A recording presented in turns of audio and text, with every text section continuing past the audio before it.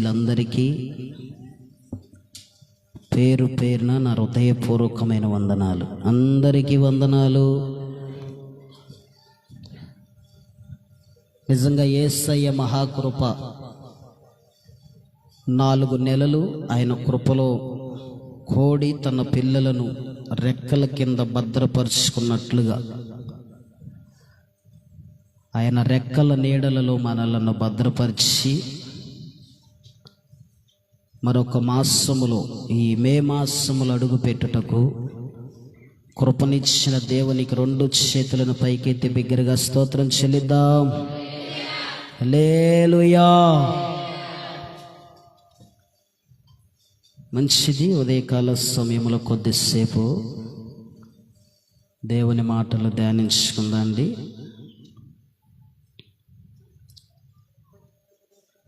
దేవుడు లోకమునెంతో, మనము కూడా లోకాన్ని ప్రేమించాలంటారా?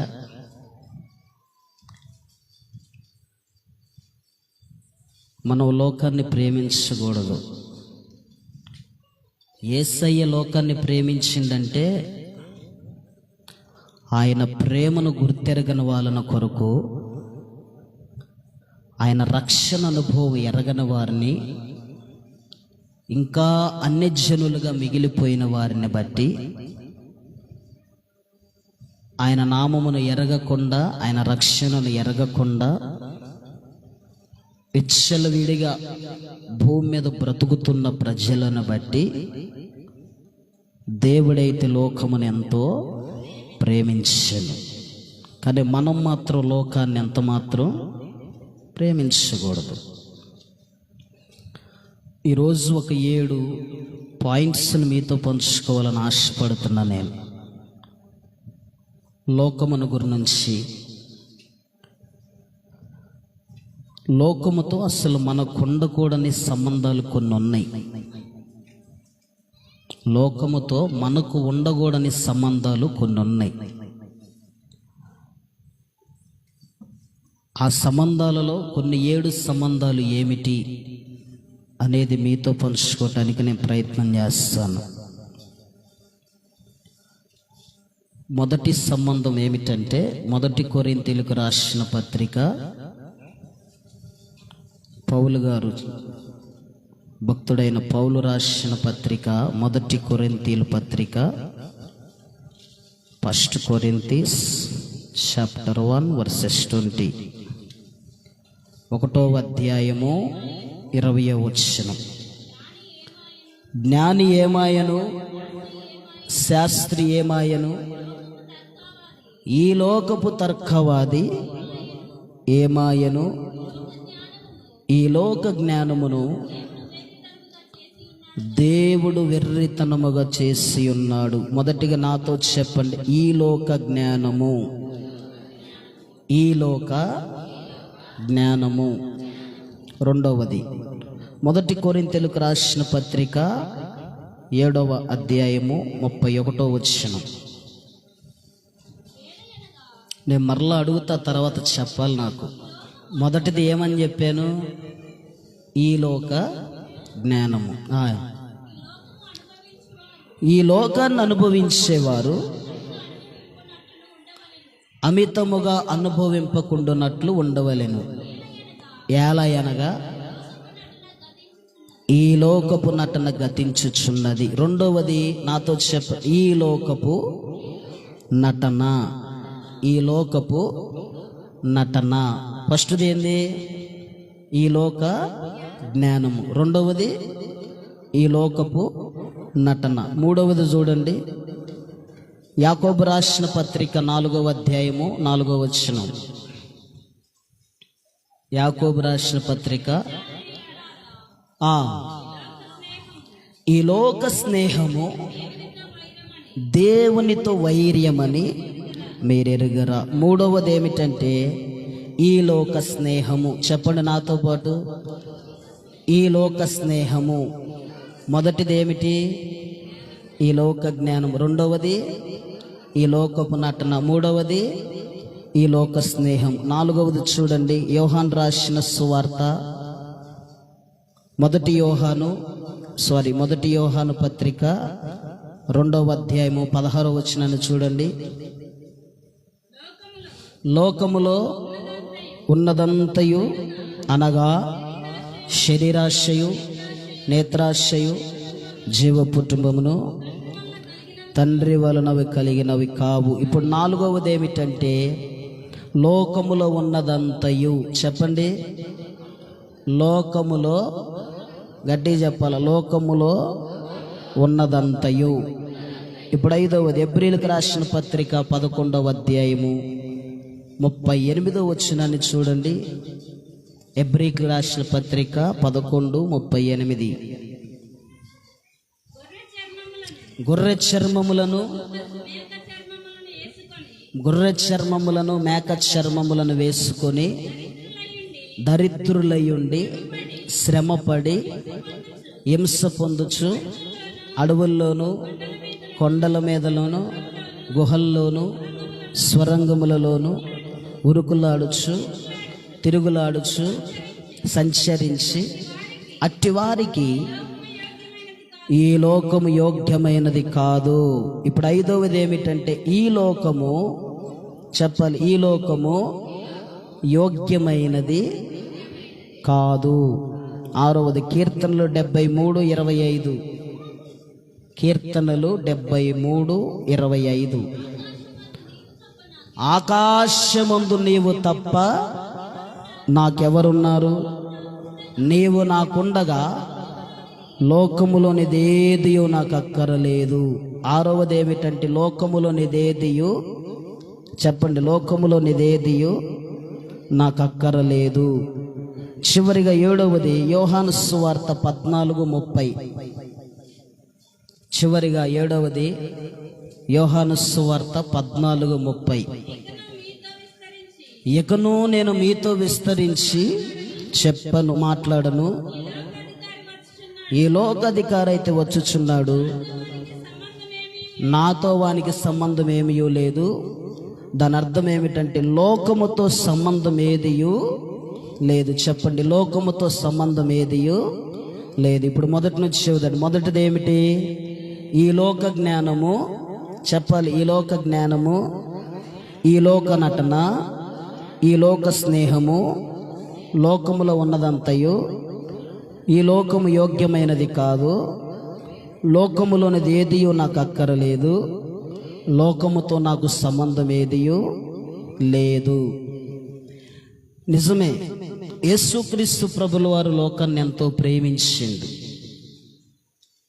యేసుక్రీస్తు ప్రభుల వారు లోకాన్ని ప్రేమించడానికి గల ఉద్దేశం ఏమిటంటే, ముందుగా చెప్పినట్లుగా యేసుక్రీస్తు ప్రభుల వారిని ఎరగని వారి నిమిత్తం, ఇంకా పాపపు జీవితములో శాపములో బ్రతుకుతున్న వారిని, కొట్టుమిట్లాడుతున్న వారిని, నానా రకాల సంబంధాలతో బ్రతుకుతున్న వారిని నిమిత్తము యేసుక్రీస్తు ప్రభుల వారు ఈ లోకాన్ని ఎంతో ప్రేమించిండు.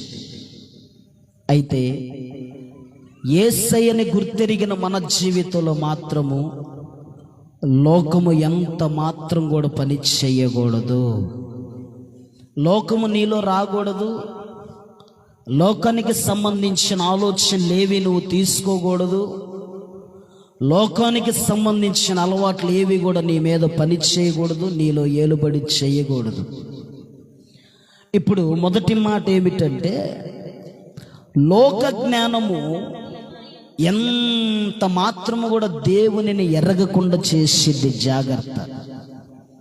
నువ్వు గనక లోకములో ఉన్న జ్ఞానాన్ని ఆధారం చేసుకొని గనక బ్రతికితే, నువ్వు విశ్వాసివైన తర్వాత, క్రీస్తుని అంగీకరించిన తర్వాత, లోక సంబంధమైన జ్ఞానాన్ని గనక నువ్వు ఆధారం చేసుకొని గనక బ్రతికితే, ఆ జ్ఞానం ఏమి చేసిద్దంటే క్రీస్తును అనగా దేవునిని ఎరగకుండా చేసిద్ది. నిజమే, ఈ రోజుల్లో చాలా మంది యేసుక్రీస్తు ప్రభుల వారిని అన్యజనులు అని పిలువబడే వాళ్ళు ఎరగలేకపోవటానికి గల కారణం ఎవరంటే క్రైస్తవులే. దీంట్లో ఎంత మాత్రం కూడా సందేహించటానికి వీలు లేదు.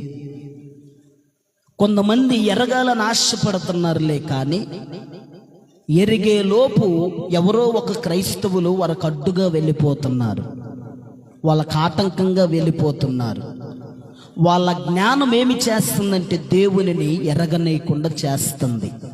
ఎందుకయ్యా అంటే, నువ్వు పేరుకి క్రైస్తవుడివి, క్రైస్తవురాలువేలే, కానీ భూమి మీద ఎన్ని పండగలు వస్తే అన్ని పండగలు నీ దగ్గరే ఉంటాయి, ఎన్ని దినాలు వస్తే అన్ని దినాలు నీ దగ్గరే ఉంటాయి, ఎన్ని ఫంక్షన్లు వస్తే అన్ని ఫంక్షన్లు నీ దగ్గరే ఉంటాయి, ఎన్ని తద్దినాలు వస్తే అన్ని తద్దినాలు నీ దగ్గరే ఉంటాయి. అన్యజనుడు నిన్ను గుర్తెరుగుతుండన్న సంగతి నువ్వు గుర్తెరగలేకపోతున్నావు. నువ్వు చేయాల్సినవి చెయ్యట్లేదు, చెయ్యకూడనివి చెయ్యకుండా మానట్లేదు నువ్వు. కనుక ఇప్పుడు నీలోకి ఏమొచ్చిందంటే, లోకములో ఉన్న జ్ఞానము నీలో రావటాన్ని బట్టి ఆ జ్ఞానము ఎదుటి వారికి ఏమవుతుందంటే దేవునిని ఎరగనేయకుండా చేస్తుంది. అరే నిజమే కదా, వీళ్ళు క్రైస్తవులయ్యుండి మనం చేసుకోవాల్సినది వాళ్ళు కూడా ఆరాధించుకుంటున్నారు, వాళ్ళు కూడా పబ్బాలు వండుకుంటున్నారు, పప్పులు వండుకుంటున్నారు, అన్నీ చేస్తున్నారు రా బాబు. అన్ని విధాలుగా ఆచారాలు, పద్ధతులు, పట్టింపులోకి వెళ్తున్నారు. ఇంక వాటికి మనకి పెద్ద తేడా ఏమున్నది? మనము భక్తి చేసిన ఒకటే, చేయకపోయిన ఒకటే అన్న జ్ఞానము వాడికి ఎక్కడి నుంచి పుట్టుకొస్తుందో తెలుసా? నువ్వు లోకములో ఉన్న జ్ఞానాన్ని ఆధారం చేసుకోవటాన్ని బట్టి నీ జ్ఞానము వాడికి ఎలాగెళ్తుందో తెలుసా? దేవునిని ఎరగకుండా చేస్తుంది. అది నేనన్న మాట కాదు, భక్తుడైన పౌలు అక్కడే ఒక మాట అన్నాడు చూడండి. 1 కొరింథీయులకు రాసిన పత్రిక 2వ అధ్యాయము 21వ వచనాన్ని చూడమ్మా. 1 కొరింథీయులకు రాసిన పత్రిక 2వ అధ్యాయము. కాబట్టి ఎవడును 1:22 చూడండి. 1 కొరింథీయులకు రాసిన పత్రిక 1:21. ఆ దేవుని జ్ఞానానుసారముగా లోకము తన జ్ఞానము చేత దేవునిని ఎర్రగకుండినందున ఏం చేస్తుందంట? లోక జ్ఞానము దేవునిని ఎర్రగకుండా చేస్తుంది ఇప్పుడు లోకములో ఉన్న జ్ఞానము. కనుక యాజ్ ఏ క్రిస్టియన్ పర్సన్ అని చెప్పబడుతున్న నీ జీవితంలో, నీ విశ్వాస జీవితంలో కానీ, నీ ప్రక్రియల జీవితంలో కానీ లోకములో సంబంధించిన జ్ఞానము ఏది కూడా నీ మీద ఏలుబడి చేయకూడదు. లోకానికి సంబంధించిన జ్ఞానము ఏది నీలో పని చేసినా గాని ఎదుటివారు దేవునిని ఎరగకుండా ఉండటానికి గల కారణము నీవే అవుతావన్న సంగతిని మర్చిపోవద్దు. నిజమే, ఈరోజు చాలా మంది దేవుణ్ణి ఎరగలేకపోవటానికి గల కారణం ఎవరంటే క్రైస్తవులే. ఎందుకయ్యా అంటే, పైకి భక్తి పరుల వాళ్ళ వల్లే బ్రతుకుతున్నట్లుగా చూపిస్తున్నారులే, కానీ వారి క్రియలలో నిజముగా స్వరూపమును దాల్చుకొని ఇది నిజమైన క్రైస్తవ్య జీవితంలో మేము బ్రతుకుతున్నామన్న బ్రతుకుని చూపించలేకపోతున్నారు చాలా మంది. ఎందుకయ్యా అంటే, లోకములో ఉన్న జ్ఞానాన్ని ఆధారం చేసుకొని లోక సంబంధమైన ఆచారాలు, పద్ధతులు, పట్టింపులు, మూఢనమ్మకాలు, నానా రకాల అలవాట్లను క్రైస్తవుడు బానిసైపోతున్నాడు. ఈ బానిసత్వ జీవితం ఎదుటివాడికి ఏం కలుగు చేస్తుందంటే, వీడు పైకి పరిశుద్ధుడిలాగా ఆగపడతాడు, పైకి భక్తిపరుడిలాగే ఆగపడతాడు, పైకి క్రైస్తవుడిలాగే ఆగపడతాడు, పైకి పాటలు పాడతారు, పైకి వాక్యాన్ని చదువుతారులే, కానీ వీళ్ళ అంతరంగ జీవితంలో ఎటు చూసినా కానీ లోకము అనేది కూడా ఏలుబడి చేస్తుందని వాడికి గుర్తెరిగినప్పుడు, వీడు నమ్మిన దేవుణ్ణి మనం ఎరిగినా ఒకటే, ఎరగకపోయినా ఒకటే అని స్వభావ సిద్ధమైన జ్ఞానము నీ దగ్గర నుంచి ఎదుటివాడికి బయలుదేరుతుందన్న సంగతిని నువ్వు మర్చిపోకూడదు.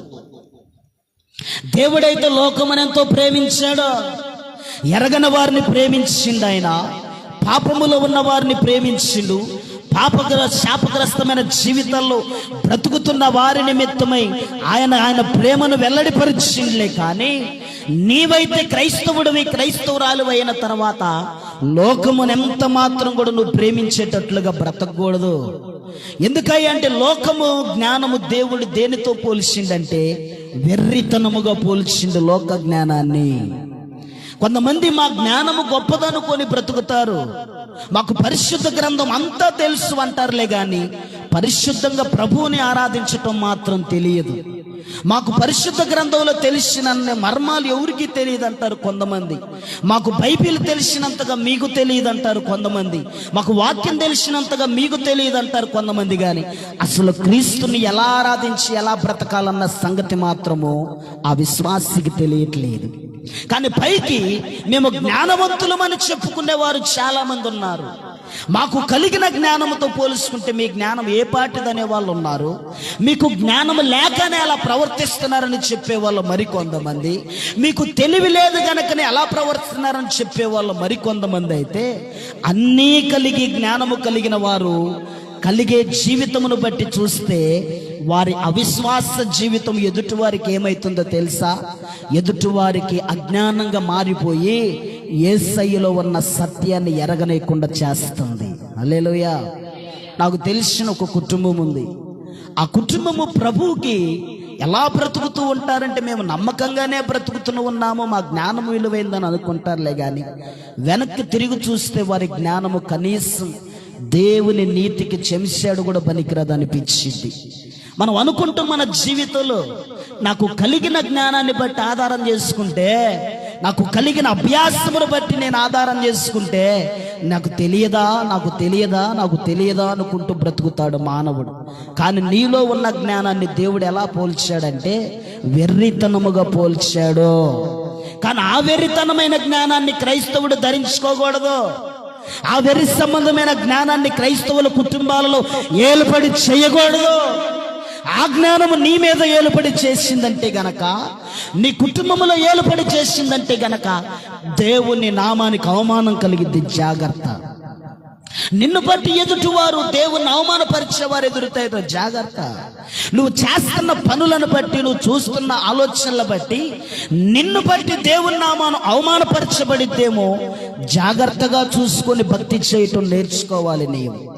కనుక ఈ లోక సంబంధమైన జ్ఞానము దేవుడు వెర్రితనముతో పోల్చాడు గనక దయచేసి లోక సంబంధమైన జ్ఞానాన్ని ఎన్నడూ ఆధారం చేసుకొని బ్రతకమాకండి. నీ జీవితంలో యేసు ప్రభువుని గుర్తెరిగిన తర్వాత ఆయనకు సంబంధించిన జ్ఞానము అది పైన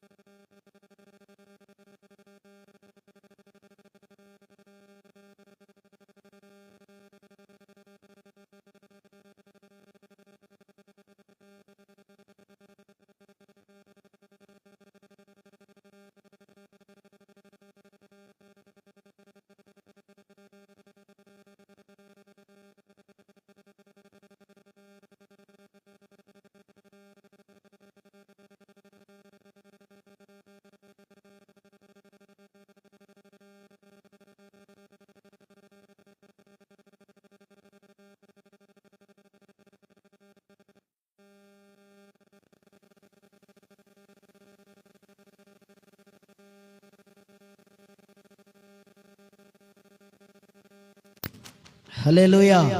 యేసుక్రీస్తు ప్రభుల రెండవ రాకడ సమయంలో వచ్చినప్పుడు ఈ లోకములో ఉన్నదంతా ప్రతిదీ కూడా నటనగా మారిపోయింది. అక్కడ కింద చదువుకుంటూ వస్తే అంటాడు కదా, మీకు కలిగినది లేనట్లుగా బ్రతకటం నేర్చుకోండి.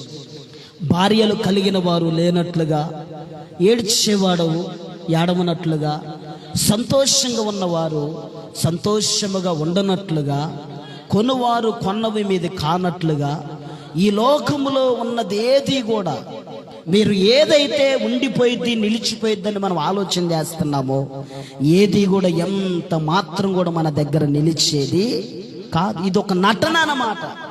ఈ నటన ఎంతసేపు ఉండిద్దో ఎవడికి తెలియదు. ఈ వేషధారణ కలిగిన నటన ఎంతకాలం ఉండిద్దో ఎవరికి తెలియదు. ఎందుకు ఈ మాట చెబుతున్నానంటే, మొన్న ఈ మధ్యకాలంలో మార్వాడీస్ బెంగళూరులో ఒక ఆయన బాగా కోటేశ్వరుడు ఒక అమ్మాయికి పెళ్లి చేస్తుంటే, వాళ్ళ కూతురికి పెళ్లి చేస్తుంటే వాళ్ళ అమ్మాయికి మేకప్ వేయటానికి బెంగళూరు నుంచి ఒక అమ్మాయిని పిలిచింది. దాని గురించి సోషల్ మీడియాలో కూడా బాగానే పాపులర్ అయింది. ఆ అమ్మాయికి మేకప్ వేయటానికి బెంగళూరు నుంచి ఒక ఆమెను పిలిస్తే ఆమెకి ఫ్లైట్ ఛార్జీ, వాటర్ బుకింగు, తర్వాత ఫుడ్ మెయింటెనెన్స్ అన్ని అకామిడేషన్తో కలిపి ఆ మేకప్ వేసి ఆమెకి ఆయన ఇచ్చిన వేళ ఎంతంటే 45,000 రూపాయలు. ఎంతండి? 45,000 రూపాయలు. ఈ 45,000 రూపాయల మేకప్ ఆమె ఎంతసేపు వేసిందంటే గంట సేపు వేసింది. ఈ గంట సేపు మేకప్ ఆ పెళ్లి కూతురు ముఖం మీద ఎంతసేపు ఉందంటే ఒక 2 గంటలు ఉంది. దాని తర్వాత పెళ్లి చేసుకొని పెళ్లి కొడుకు లోపలికి పోయాక 3 రోజుల తర్వాత ఆ అమ్మాయి మొహం చూస్తేనంట నల్లగా ఉందంట. ఏమైందండి? ఇప్పుడు నటన గతించిపోయేది. మనకు కావాల్సిన నటన ఎంతైనా తెచ్చిపెట్టుకోవచ్చేమో కానీ సినిమాలో హీరో వాడు ఎంత వేషం వేసినా కానీ బట్టలు ఇచ్చి మళ్ళీ వాడు వేసుకున్న బట్టలు వాడు ఇడిచిపోవాల్సిందే. వాడు మేకప్ వాడు ఇడిచిపోవాల్సిందే. లోపలికి పోవాలి, సబ్బెట్టి మొహం కడుక్కోవాల్సిందే తప్ప మేకప్తో ఇంటికి పోడాడు. ఈ లోకపు నటన ఒకరోజు గతించిపోయేది. అది ఈ లోకంలో నువ్వెంత నటన కలిగిన జీవితాన్ని తెచ్చిపెట్టుకున్నా కానీ అది ఎంత మాత్రం కూడా నిలిచిపోయేది కాదు.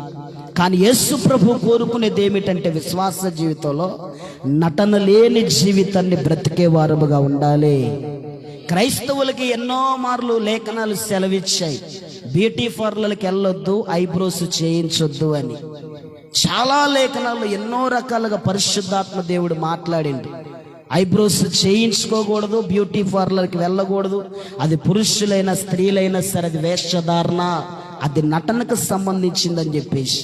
మన ఈ మధ్యకాలంలో బయట బాగా మీటింగ్స్కి వెళ్ళే కదా, ఎక్కడ కన్నా పోయి ఎటు చూసినా కానీ మొత్తం బ్యూటీ పార్లరు అక్కోళ్ళ ముఖం మీదే ఆగపడుతుంది, మొత్తం ఆగపడుతుంది. అంతేగా ఏం కోరుతున్నారు? ఎల్లో నటనను కోరుతున్నారు. ఎదుటివారికి మేము నటన వేసుకున్నట్లుగా ఆగపడాలి, మా సౌందర్యం అగపడాలి, మా స్థితిగతులు అగపడాలి, మా వేషధారణ అగపడాలి, మేము అందంగా ఉంటాం అగపడాలి.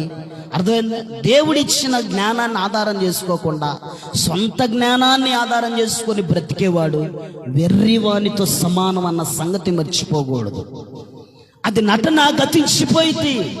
అందుకే ప్రభు అంటే నీకు కలిగినది లేనట్లుగా బ్రతకటం నేర్చుకోవాలి. నువ్వు అందంగా ఉన్నా కానీ అందం నాది కాదన్నట్లుగా బ్రతకాలి. నువ్వు అందంగా లేకపోయినా కానీ అందం లేకపోవటాన్ని బట్టి నేను చింతించాల్సిన అవసరం లేదు అన్న విషయాన్ని గుర్తిరిగి బ్రతకాల. అంతేగాని నటనకరమైన జీవితంలోకి గనక నువ్వు వెళ్ళి కూర్చుంటే గనక అదొక రోజు గతించినప్పుడు నీ జీవితంలో నటనగానే నువ్వు మిగిలిపోతావు తప్ప స్థిరత్వం కలిగిన విశ్వాసిగా నువ్వు నిలబడలేవు.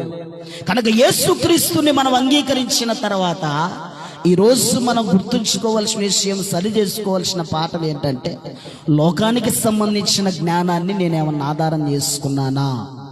జ్ఞానమును ఆధారం చేసుకొని నా జ్ఞానాన్ని బట్టి ఎదుటివారి విశ్వాసానికి నేను అడ్డుకరముగా ఏమన్నా అజ్ఞానముగా ప్రవర్తిస్తూ బ్రతికానా?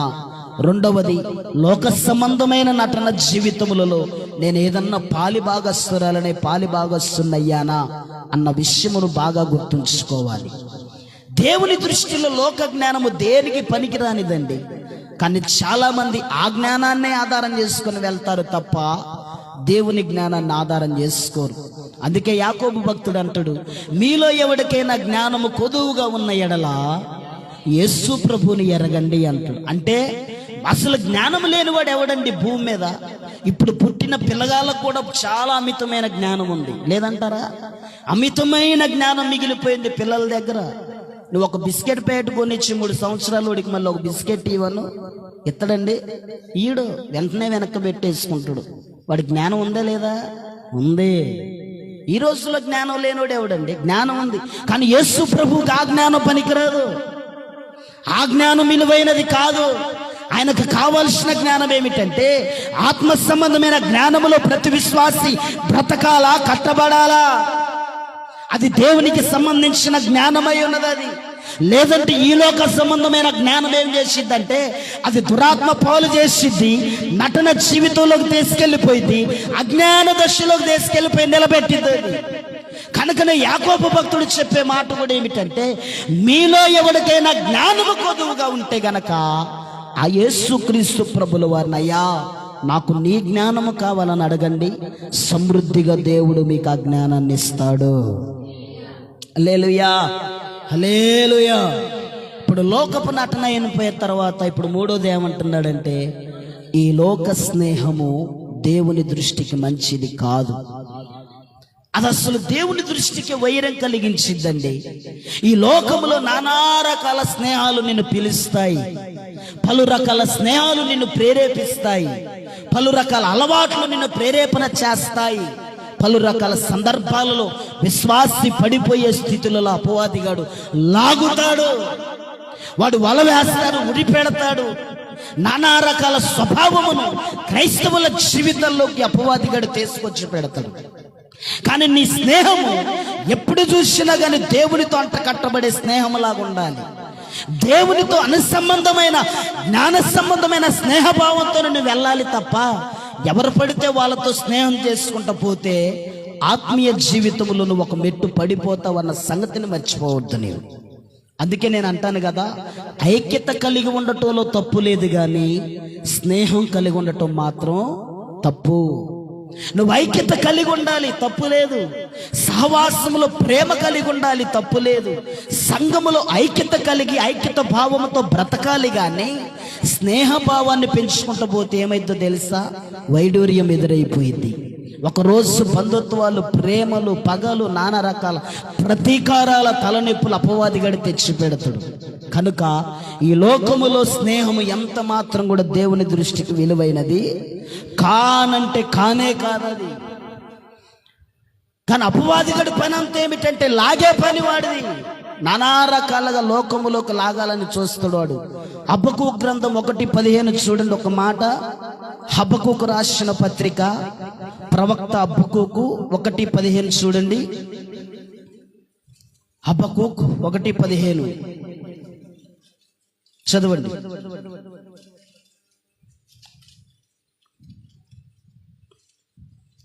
హబక్కూకు 771 పేజ్. వాడు గాలము వేసి మానవులందరినీ గుచ్చి లాగి ఉన్నాడు, ఉరులు ఒగ్గి చిక్కించుకొనుచున్నాడు. వాడు తన వలతో వారిని కూర్చుకొని సంతోషపడి గంతులు వేయుచున్నాడు. ఎవడు వీడు? అపవాదిగాడు, సాతానుగాడు. వాడి స్నేహభావానికి లాక్కుంటున్నాడు చాలా మందిని. ఎలా లాక్కుంటున్నాడు? వల వేస్తున్నాడు, గాలం వేస్తున్నాడు. తర్వాత అన్నీ అయిపోయిన తర్వాత ఏం చేస్తున్నాడంటే వాడు ఉరేసి చంపేస్తున్నాడు, ఉరిపోలు చేసేస్తున్నాడు. ఈ లోక సంబంధమైన స్నేహాన్ని బట్టి చచ్చిపోయే స్థితిలోకి అపవాదిగాడు తీసుకెళ్ళిపోతుండు. లేరంటారా? నన్ను ప్రేమించలేకపోవటాన్ని బట్టి తట్టుకోలేక ఉరేసుకొని తెచ్చిపోయాననేవాడు లేడా? ఉన్నారు. వాడి దగ్గర ఉన్నది ఏంది? ఇంకా గాలం. ఇంకొకటి ఏమిది? వల. వల దేనికి సాదృశ్యం? ఏమంటారు ఇంగ్లీష్లో దాన్ని? వలని నెట్ అంటారు. ఇప్పుడు నెట్ ఏంది? ఇంటర్నెట్. వచ్చిందా లేదు ఇంగ్లీష్లోకి? లాగుతుండగా వాడు. నెట్ లేకపోతే మనిషి అతలాకుతలం అయిపోతున్నాడు మానవుడు. యవనస్తులకైతే కాళ్ళు నిలవట్లేదు, చచ్చిపోతున్నారు. ఏందంటే స్నేహభావం, మామూలు స్నేహభావం కాదది. ఎవరు వీరు? క్రీస్తుని ఎరిగిన వారే, యేసయ్యను ఎరిగిన వారే. ఆయన ప్రాణం పెట్టాడన్న సంగతి తెలుసు. మొన్న ఎవడో విచిత్రంగా వీడియో తీసి పెట్టిండు. ఇంత పిల్లకు ఒక ఫోన్ ఇచ్చిండు, అంత పిల్లకు ఒక ఫోన్ ఇచ్చిండు. వాడింట్లో వాళ్ళ నాన్నకు ఒక ఫోన్, వాళ్ళ అమ్మకు ఒక ఫోన్ ఇస్తే మరి వాడెవడు వీడియో తీసిండో కానీ మధ్యలో భోజనం పెట్టి ఎవడూ తినట్లేదు దాన్ని. ఈ బుడ్డ పిల్లం బెడ్ మీద పడుకొని ఫోన్ చూస్తుంది, ఆ బుడ్డడం సోఫాలో పడుకొని ఫోన్ చూస్తుండో, వాళ్ళ నాన్న కుర్చీలో కూర్చొని ఫోన్ చూస్తుండో, ఏలమ్మో టేబుల్ వేసుకొని బయట ఫోన్ చూస్తుంది. ఈ అన్నం ఎప్పుడు తినాలి? కుక్కలు తినాలి. ఇంట్లో ఉన్నేలే 4 కుక్కలు. ఏం చేస్తుండ అపవాదిగాడు? వాడు స్నేహభావంలోకి మలుచుకుంటుండు. నానా రకాల స్నేహభావాన్ని తీసుకొచ్చి దేవునికి, ఇటు సహవాసానికి, ఐక్యతకు దూరం చేసి పడేస్తుండే చాలా మందిని. కానీ నీ స్నేహము ఎవరితో సాగుతుందన్న విషయాన్ని బాగా గుర్తుంచుకోవాలి. అందుకే లోక స్నేహము దేవుని దృష్టికి వైర్యముగా ఉన్నది. అది లోక జ్ఞానము వెర్రితనంగా పోల్చిండు, లోహ స్నేహాన్ని ఎలా పోల్చిండు? వైర్యముగా పోల్చాడు. దేవుని దృష్టికి వైర్యాన్ని కలుగజేసింది. అది ఇష్టమైనది కాదు లోక స్నేహము. ఎవరితో పడితే వాళ్ళతో సాంగత్యము చేయటం కాదు. ఎక్కడ పడితే అక్కడ కూర్చొని లేనిపోని అలవాట్లు, లేనిపోని అభ్యాసాలు చేయాల్సిన అవసరం లేదు. అది క్రైస్తవుడికి తగినది కాదండి. లోకములో ఉన్నదంత నటన, లోకములో ఉన్న జ్ఞానము వెర్రితనము, లోకముల స్నేహము దేవుని దృష్టికి వైర్యాన్ని కలుగజేసి. కనుక నీ విశ్వాస జీవితంలో నువ్వు రక్షించబడిన తర్వాత ఎవరితో నీ స్నేహం, ఎక్కడ నీ స్నేహభావం, ఎక్కడ నీ మాటలు ఎక్కడి వరకు నిలబడుతున్నాయి, ఏ పరిధిలో నిలబడుతున్నావు అన్నది చాలా ప్రాముఖ్యమైంది.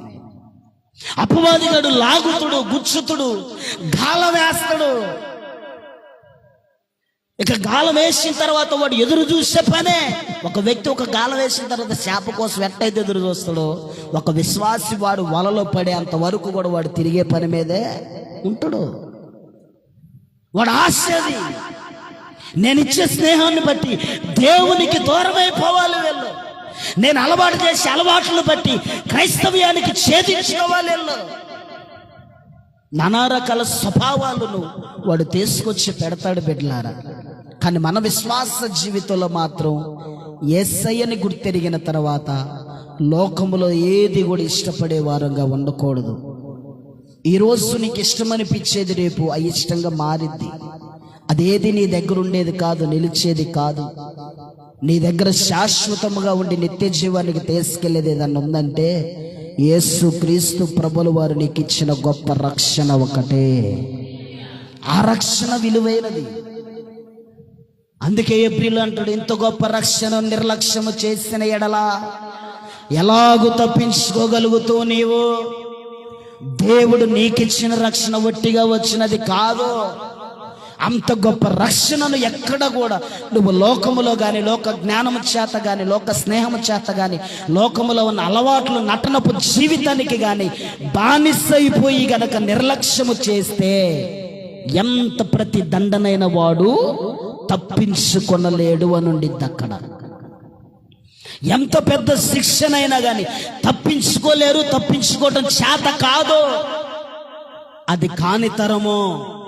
కనుక దేవుడు నిన్ను ప్రేమించి ఇచ్చిన రక్షణ జీవితాన్ని నువ్వు నమ్మకంగా కాపాడుకోవటం నేర్చుకోవాలి. 4వది, లోకములో ఉన్నదంత నేత్రాశ, జీవ కుటుంబము. అవి విలువైనవి కాదు. కళ్ళు ఎన్నిటినో ఆకర్షించిద్ది. చూసినదల్లా కావాలనుకునేది ఏందో తెలుసు? మొట్టమొదటిగా కళ్ళే. అది నేత్రాశ. ఆ నేత్రాశ దేవునికి ఇష్టమైంది కాదు. నువ్వు ఎన్నన్న చూడు, అది నీకు కావాలని పిలిచిద్ది కళ్ళు. చేతిలో డబ్బులు ఉండకపోయినా, పర్సులో డబ్బులు ఉండకపోయినా, మనస్సుకు తీసుకోవాలని లేకపోయినా నువ్వు చూసినమ్మనే కళ్ళు నిన్ను ప్రేరేపించింది. దాన్ని అనుభవించా, దాన్ని తాగు, అది తీసుకో, దాన్ని అనుభవించు, దాన్ని తీసి పెట్టుకో లేదా సంపాదించుకొని ప్రేరేపణ కలిగించేది నేత్రాశ. కానీ ఆ నేత్రాశ దేవునికి ఇష్టమైంది కాదు. ఆ నేత్రము చాలా మోసం చేసిద్దండి.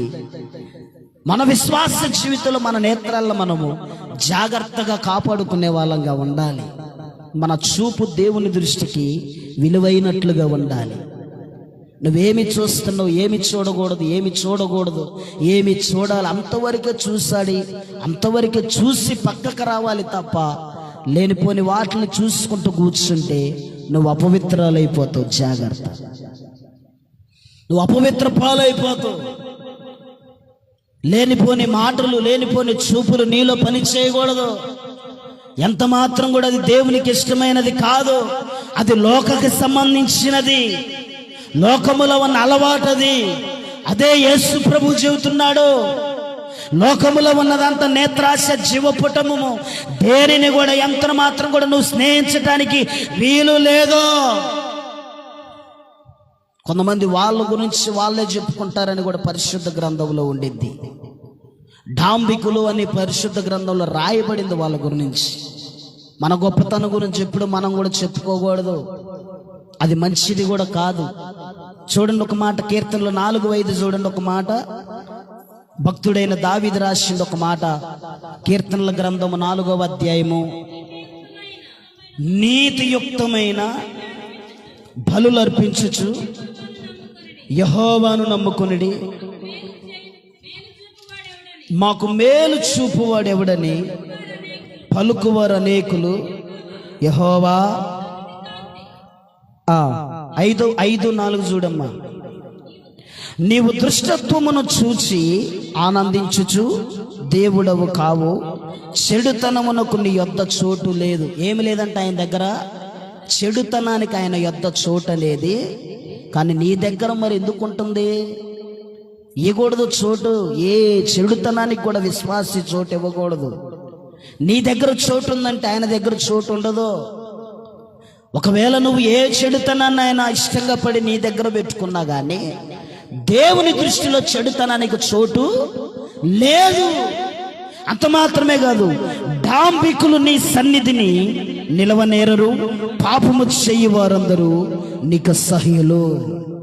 డాంబికులకు అర్థమేంటో తెలుసు? గొప్పలు చెప్పుకునేవారు, వారు గొప్పని వాళ్ళే చెప్పుకుంటూ పోయేవాడు డాంబికులు అంటారు. వాళ్ళకు ఇంకొక పేరు పెట్టిండు దేవుడు యెషయా గ్రంథములో, గప్పలమారి అని పెట్టిండు. ఏం పేరు? గట్టి చెప్పండి. గప్పలమారి. డాంబికులు, గప్పలమారి, వీళ్ళిద్దరు కూడా ఎవరంటే ఒక కోనకు సంబంధించిన వాళ్ళే. వారికి వారు గొప్పలు చెప్పుకుంటూ బ్రతికేవాళ్ళు. దేవునికి అసహ్యులు. దేవునికి ఇష్టమైనది ఏదైనా ఉందంటే, ఆయన సన్నిధిలో ఎవడన్నా నిలవదగలని ఆశపడిన వాడు ఎవడ ఉందంటే అది పాపమును అసహించుకున్నవాడు దేవునికి ఇష్టడు. పాపమును సేధించుకొని, పాపపు స్వభావాన్ని అసహించుకొని బ్రతకాలన్న ఆసక్తి కలిగిన విశ్వాసాలను బట్టి దేవుడు సంతోషిస్తాడండి. కనుక లోక స్నేహమును నువ్వు ఛేదించుకోవాలి. లోకములో ఉన్నదంతా కూడా ఆ నేత్రాశ, జీవపుటము, ఏది కూడా దేవునికి ఇష్టమైనది ఎంత మాత్రం కూడా కాదు. అదే పౌలు అంటున్నాడు, ఇప్పుడు లోకములో ఉన్నది వారికి యోగ్యమైనది కాదు అనుకొని లోకములో ఉన్న శ్రమలను వాళ్ళు అనుభవించారు. ఎలా అనుభవించారు? చదవండి ఇప్పుడు ఆ మాట. హెబ్రీయులకు రాసిన పత్రిక 11వ అధ్యాయం 36 నుంచి చదవండి. హెబ్రీయులకు రాసిన పత్రిక 11:36 నుంచి. మరికొందరు తిరస్కారములను, కొరడాల దెబ్బలను, బంధకములను, ఖైదీలను అనుభవించిరి. రాళ్లతో కొట్టబడిరి, రంపములతో కోయబడిరి, శోధింపబడిరి, ఖడ్గముతో చంపబడిరి. గొర్రె చర్మములను, మేక చర్మములను వేసుకొని దరిద్రులయ్యుండి శ్రమపడి హింస పొందుచు అడవులలోను, కొండల మీదను, గుహలలోను, స్వరంగములలోను తిరుగులాడుచు సంచరించిరి. అట్టి వారికి ఈ లోకము యోగ్యమైనది కాదో. ఎవరో తెలిసే వీళ్ళందరూ భక్తులు. యేసుక్రీస్తుని అంగీకరించిన తర్వాత ఈ లోకంలో ఉన్న మాలిన్యాన్ని అంటించుకోవటం కంటే శ్రమ పడటము మేలు.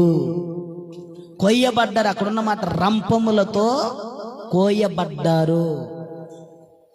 ఆంధ్రేయను కోసారు. పైన కాళ్ళు కింద చేతులు పెట్టి నడి మధ్యలో రంపం పెట్టి కోసేశారు. భక్తులు, ప్రవక్తలు కోయబడ్డారు. తలకాయలు తీయబడ్డాయి. లోకానికి అలవాటు పడలేదు వాళ్ళు. లోకములో ఉన్న ఒక పాపముని గనక అలవాటు చేసుకున్నట్లయితే ఈ పరలోక నిత్యత్వం వాళ్ళు పొందుకునే వాళ్ళు కాదు. శ్రమను అనుభవించారు, దరిద్రతను అనుభవించారు, తిరుగులాడారు, గృహాలలో ఉన్నారు, నానా రకాల శోధించబడ్డారు. వాళ్ళు దేనికై అంటే లోకానికి అలవాటు పడలేదు. వాళ్ళు ఏది కష్టం అనిపించినా కానీ ఆ కష్టాన్ని ఇష్టంగా అనుభవించుకొని దేవుని మహిమ కొరకు వారికి ఇచ్చిన రక్షణను కాపాడుకొని బ్రతికారు. వాళ్ళు అలా కాపాడుకొని బ్రతికారు కనుక ఈ లోకములో ఉన్నది యోగ్యమైనది వాళ్ళకి కాదు. నీ దృష్టిలో కూడా ఏది కూడా యోగ్యమైనదిగా ఎంచబడినా అది యోగ్యముగా కానిదని నువ్వు గుర్తెరిగి బ్రతకాలా. ఈ లోకములో ఏది యోగ్యమైనది కాదు బిడ్డలారా. అలా కాదు అని వాళ్ళు అనుకున్నారు కాబట్టే క్రీస్తు కొరకు శ్రమలను అనుభవించారు. వాళ్ళు యేసయ్యని నమ్మిన తర్వాత భయంకరమైన శ్రమలను అనుభవించారు. వాళ్ళు కొరడాలతో కొట్టబడ్డారు, దెబ్బలు తిన్నారు, నానా రకాలుగా మోమపడ్డారు, ఉమ్మివేయబడ్డారు, స్థితులలో పిడుగుద్దులు గుద్దబడ్డారు, నానా రకాల శ్రమను అనుభవించి వాళ్ళ ఫైనల్గా ఇచ్చిన స్టేట్మెంట్ ఏంటంటే, అట్టివాడికి ఈ లోకము యోగ్యమైనది, ఎట్టివారికి యేసు క్రీస్తుని ఎరిగామని చెప్పుకుంటున్న వారు లోకం ఎంత మాత్రం కూడా ఇష్టముగా ఎంచుకోకూడదు. నీ దృష్టిలో ఎంత యోగ్యమైనది నువ్వు అనుకున్నా కానీ అది దేవుని దృష్టిలో పనికిరానిదే. అది ఎంత మాత్రం కూడా పనికొచ్చేది కాదు. నీకు విలువైనది ఏదన్నా అనిపిస్తే దాన్ని ఎంతవరకు యూజ్ చేసుకోవాలో అంతవరకే దానిని వాడుకొని పక్కగా వేసుకోవాలి తప్ప దాన్ని దేవుని కంటే ఎక్కువగా ప్రేమించుకోకూడదు, దేవుని కంటే ఎక్కువగా స్థానం ఇవ్వకూడదు దేనికి కూడా. సొంత నీ గర్భమును పుట్టిన బిడ్డలైనా సరే మొదటిగా నువ్వు దేవునికి ప్రాధాన్యత ఇచ్చిన తర్వాతే, దేవునికి ప్రాధాన్యత ఇచ్చిన తర్వాత నీ బిడ్డలైన, నీ కుటుంబమైన, నీ సంసార జీవితం నువ్వు కొనుక్కున్నది ఏదైనా సరే, ఎవ్రీథింగ్ నీ జీవితంలో ఎంత విలువైందని నువ్వు అనుకున్నా కానీ మొట్టమొదటిగా దేవుడు నీకు రక్షణ ఇచ్చింది. ఆ రక్షణనిచ్చిన దేవునికి విలువనిచ్చాకే మిగతాది ఏదున్నా కానీ నీ జీవితంలో తెచ్చిపెట్టుకోవాలి. హల్లెలూయా. ఏదున్నా కానీ అది యోగ్యమైనది కాదు అని ఎంచుకోవాలండి. అబ్రహాము దాన్నే నమ్మే కదా. అదిగో పునాదులు గల పట్టణమును చూస్తూ బ్రతికాడు అబ్రహాము. ఎలాగంటే పరదేశిగా గుడారాలలో నివసించిండనుండిద్ది. ఆ పునాదులు గల పట్టణం కొరకు వేగురమంటూ చూస్తూ ఆ పట్టణానికి నేను ఎలా వారసుని కావాలా, ఎలా వారసురాలను కావాలని ఈ లోకంలో ఉన్న శ్రమలను ఎంత మాత్రము కూడా త్రోసివేసుకోకుండా వాటిని ఇష్టముగా ఎంచుకొని లోకములో మాత్రం ఏది యోగ్యమైనది కాదు అని ఎంచుకొని ఆయన సన్నిధికి వారసుడు అవటానికి పరిగెత్తిండు అబ్రహాము. హల్లెలూయా. కనుక మన విశ్వాస జీవితంలో లోక స్నేహము దేవునికి ఇష్టమైంది కాదు, లోకములో జ్ఞానము దేవునికి ఇష్టమైంది కాదు, లోకములో నటనలు దేవునికి ఇష్టమైనవి కావు, లోకముకి సంబంధించినటువంటి ఉన్నది ఏది కూడా దేవునికి ఇష్టమైనది కాదు. కనుక లోకములో ఏది కూడా, అందుకే భక్తులు అంటున్నాడు, దేవా నీవు నాకుండగా లోకములు ఆకాశమందు నీవు నాకుండగా నీవు తప్ప నాకెవరున్నారు, ఇక నీవు ఉన్నావు గనక నాకు లోకములో ఉన్నది ఏది కూడా నాకు అక్కరలేదు. భక్తుడు ఇస్తున్న స్టేట్మెంట్ అది. ఉన్నాయి, అన్నీ ఉన్నాయి. రాజుకి ఏం తక్కువైంది? దావీదుకి కావాల్సినవి అన్నీ ఉన్నాయి. కానీ దావీదుకు తెలుసు, నా జీవితంలో ఏమున్నా కానీ నేను పొందిన రక్షణ విలువైనది. ఆ కృప దేవుని యొద్ద నుంచే కలిగింది తప్ప ఎక్కడి నుంచి నాకు కలగలేదు. కనుక రక్షణ ఇచ్చిన దేవుడు తప్ప నాకు ఏది కూడా అక్కరలేదు, నాకు అవసరం లేదు. లోకములో ఎన్నన్నా ఉన్నాయి, ఏదన్నా ఉన్నాయి, ఆశ పుట్టించేవి ఎన్నన్నా ఉంటాయి, పిలిచేవి ఉంటాయి, నడిపించేవి ఉంటాయి, తల్లాడించే ఎన్నున్నా కానీ ఆకాశమందు నీవు తప్ప నాకేది కూడా అక్కడికి రాదు ప్రభువా. నేను కోట్ల రూపాయల ఆస్తిపరుడునై ఉన్నా కానీ ఆ కోట్లు నాకు సంతోషాన్ని ఇవ్వలేదు, నెమ్మదినివ్వలేదు, ఆదరణ ఇవ్వలేదు. నువ్వు చూపించిన గొప్ప కృప చేత నేను ఆదరించబడుతున్నాను అంటాడు. హల్లెలూయా, హల్లెలూయా. భక్తుడు ఎలాగైతే ఆశ కలిగి దేవుని కొరకు బ్రతికాడో, లోకంలో ఎన్నో ఉంటాయి ప్రభువా.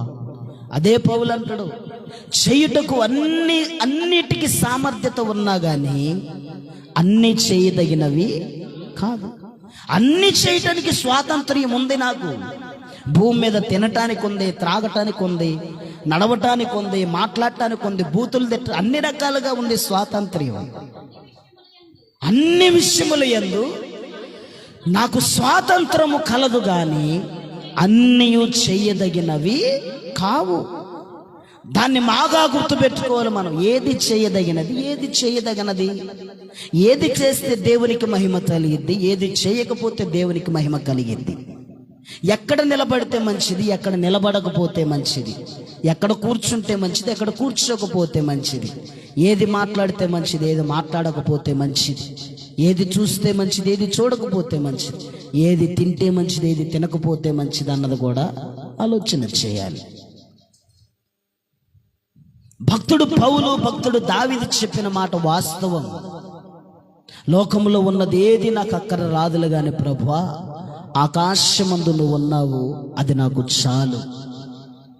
కావాల్సినవన్నీ భూమి మీద దొరుకుతాయేమో గాని నిత్య జీవం నీ దగ్గరే దొరికింది తప్ప ఎక్కడా కూడా దొరకదు.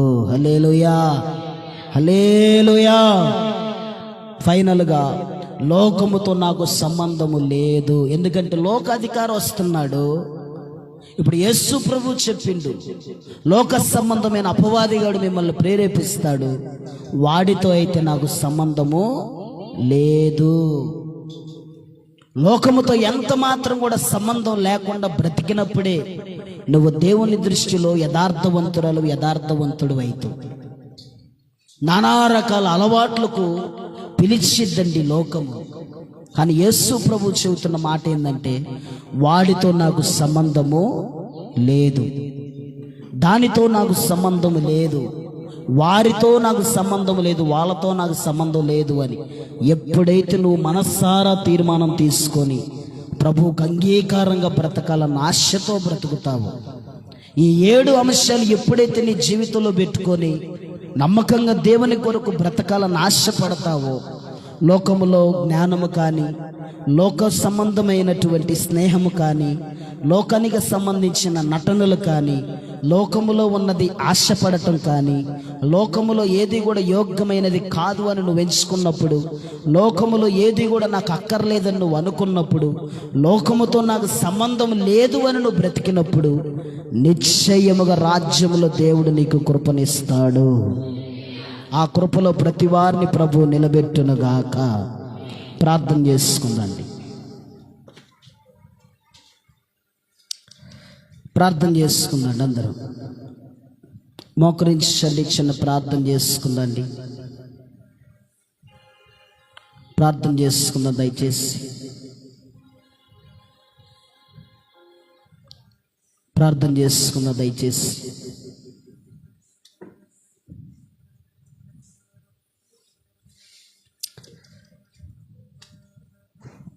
లోకానికి సంబంధించిన ఆలోచనలు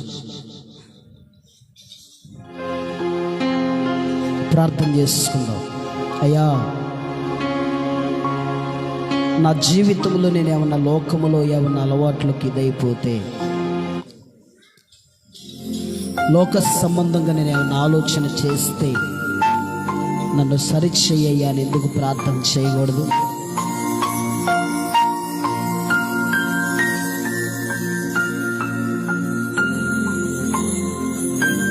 ప్రార్థన చేసుకున్నాడు. దయచేసి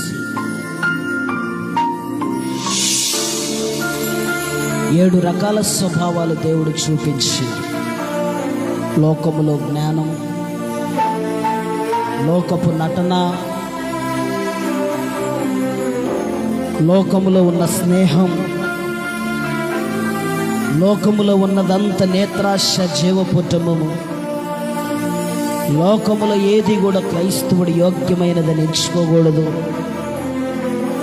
లోకములో ఏది కూడా నాకు అక్కర్లేదు ప్రభువా, నీవు నాకున్నావు చాలు.